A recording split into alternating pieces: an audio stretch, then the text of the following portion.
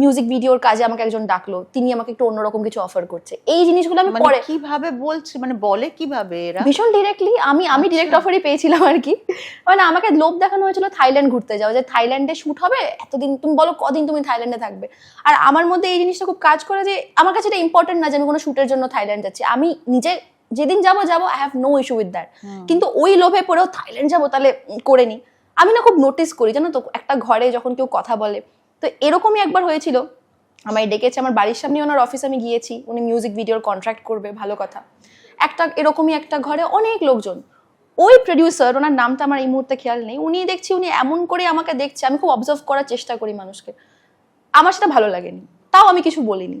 তারপরে ইভেনচুয়ালি এক কথা থেকে আরেক কথা করতে করতে করতে করতে উনি ওনার অফার উনি আমাকে করেন, উনি ডিরেক্টলি আমাকে অফার করেন টু স্লিপ উইথ হিম, যেটাকে আমি এই ভাষাই বলবো আর কি।